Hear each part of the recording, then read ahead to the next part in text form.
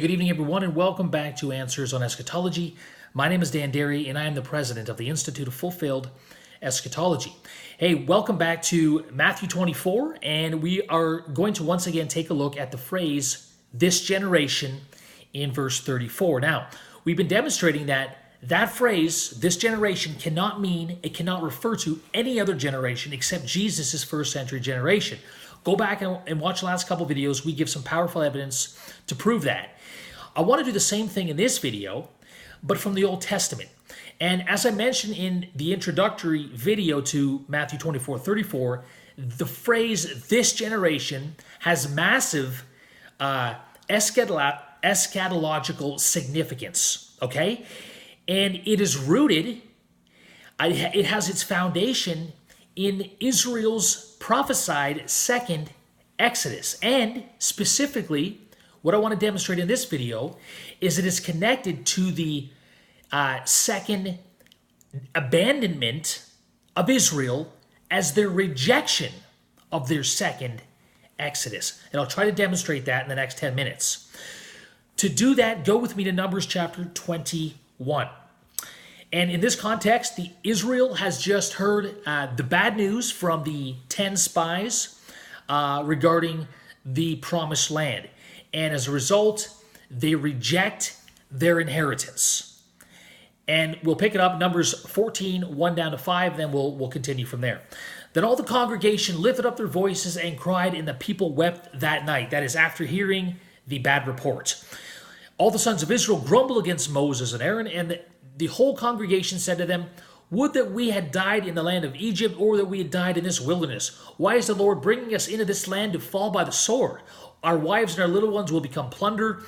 Would it not be better for us to return to Egypt? So they said to one another, let us appoint a leader and return to Egypt.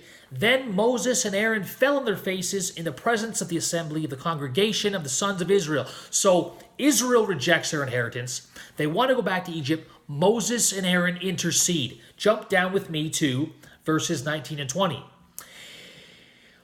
Now this is Moses interceding for the Lord. Pardon, I pray, the iniquity of this people according to the greatness of your loving kindness, just as you have also forgiven this people from Egypt even until now. So the Lord said, I pardon them according to your word. In other words, I'm not going to kill them right now, Moses, but there is a judgment. There is a price to pay for their rejection of their inheritance, of my promise. Go with me down to Numbers 26 to 35. We're going to look at the judgment on Israel, on the generation, which we're going to see that rejected their inheritance. Numbers 14, 26 down to 35. A lot of reading, but it's necessary. The Lord spoke to Moses and Aaron, saying, how long will I bear with this evil congregation? Now, I want you to notice this. In verse 27, he calls this an evil congregation. That's going to change, though. Who are grumbling against me. I have heard the complaints of the sons of Israel, which they are making against me. Say to them, as I live, says the Lord, just as you have spoken in my hearing, so I will surely do to you. Your corpses will fall in this wilderness, even all your numbered men, according to your complete number, from 20 years old and upward, who have grumbled against me. Surely you shall not come into the land which I swore to settle you, except Caleb, the son of Jephunneh, and Joshua, the son of Nun. Your children, however, whom you said will become a prey, I will bring them in. That is, and the next generation will come in, and they will know the land which you have rejected. But as for you, your corpses will fall in this wilderness. Wilderness is a powerful, important word in this context as well. Your sons shall be shepherds 40 years in the wilderness, and you will suffer for your unfaithfulness until your corpses lie in the wilderness. And according to the number of days which you spied out the land, 40 days, for every day you shall bear your guilt a year, even 40 years, and you will know my opposition. I, the Lord, have spoken. Surely this I will do to all this evil congregation who are gathered together against me. In this wilderness they will be destroyed, and there they will die. So the judgment that came upon Israel was that congregation, that evil congregation who rejected their inheritance, would wander 40 years in the wilderness until that whole congregation perished, not inheriting the promise. Go with me now to Numbers chapter 32. And in this context, they have now wandered 40 years, and they are on the cusp of entering their inheritance. But watch what happens. Numbers 32, beginning in verse 1. And then we'll jump down, we'll read 4 down to 15. A lot of reading, but again, this is necessary to bring out what I want to come across here.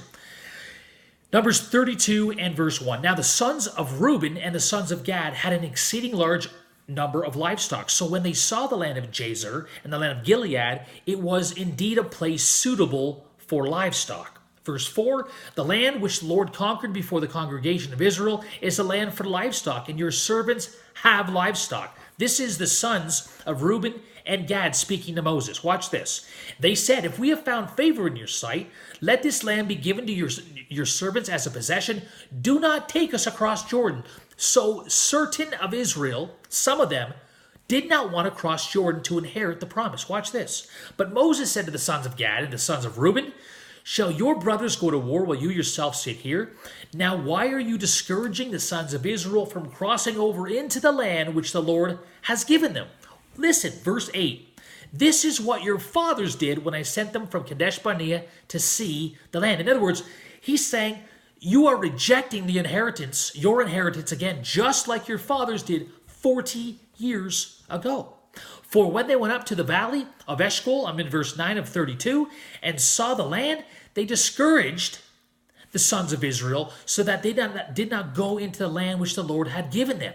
So the Lord's anger burned in that day, and he swore, saying, none of the men who came up from Egypt, 20 years old and upward, shall see the land which I swore to Abraham, to Isaac, and to Jacob, for they did not follow me fully, except Caleb the son of Jephunneh, the Kenizzite, and Joshua the son of Nun, for they have followed the Lord fully. Verse 13, so the Lord's anger burned against Israel, and he made them to wander in the wilderness 40 years. Listen to this, until the entire generation of those who had done evil in the sight of the Lord was destroyed.